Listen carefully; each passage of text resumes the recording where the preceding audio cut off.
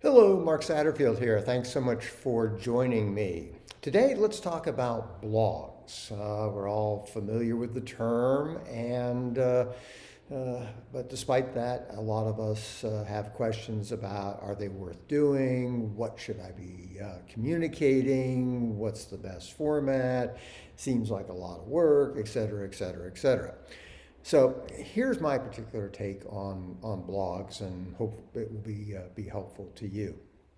I view a blog as a tool, a reason, an excuse, a MacGuffin, call it what you will, to stay in touch with the people who are both subscribers on your list, as well as a mechanism for attracting new people into your community.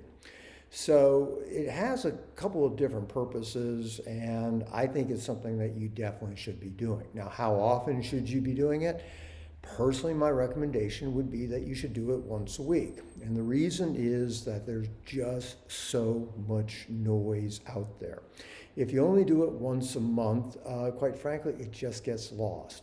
The vast majority, and by that I mean, 80, 90%, sometimes even higher of the people on your subscriber list aren't going to read your blog just because it hits their inbox at a time when they're focused on something else. So there's a lot of value to be sending out a considerable amount of in terms of numbers of blogs, and to send whatever blogs you send multiple times.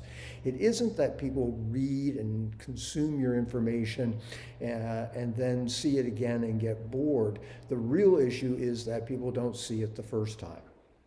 So I would say make sure that you're sending out or creating a new blog once a week, and I would repost it or send that out at least a couple times a week. So what about a format? Should it be video? Should it be written? Well, the answer is it can be either or both. Now, naturally, I started in this business 30 years ago, and video wasn't a big part of the whole marketing mix. Today, video, people much rather watch a video than read something.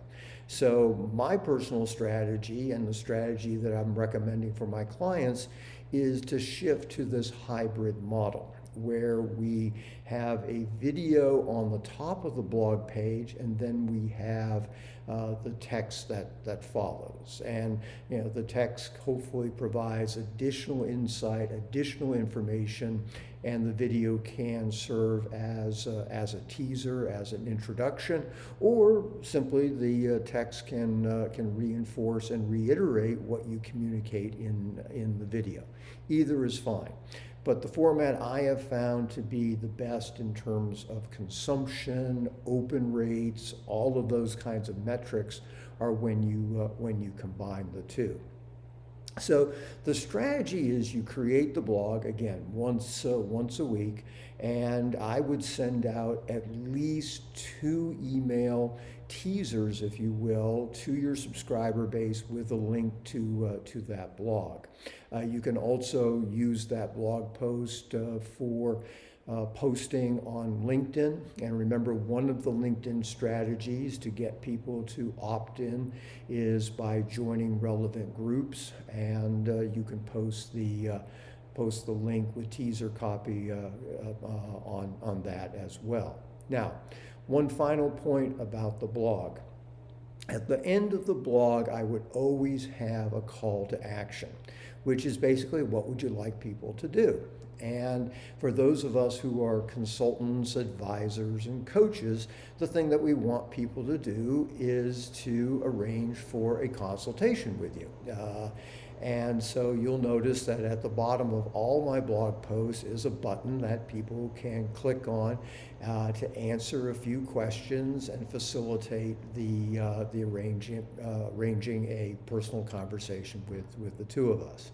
So that's basically the structure. Not terribly complex. It does have a few moving parts to it, But we can also suggest that that's good, because most people will look at this and they'll say, that's too much work. I'm just going to go back to relying on word of mouth and referrals. And again, nothing wrong with word of mouth and referrals. The problem winds up being is that you have no control over when they arrive. So you go through that classic, feast and famine business cycles. Now, if you're a painter or a handyman, you're going to get a lot of referrals on a consistent basis. Do you need a big marketing effort if you're in those kinds of businesses? Probably not.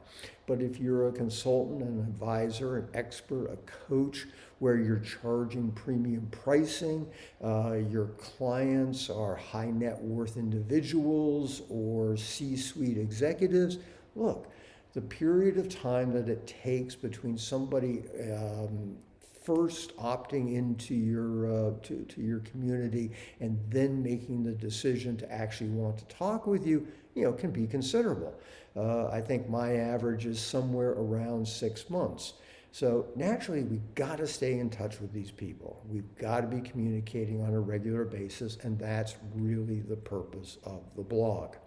So I hope you found this helpful. Naturally, if you're interested in talking with me about your own specific marketing challenges, I'd love to chat with you. And not surprisingly, there's a button below the article that follows this video where you can facilitate that.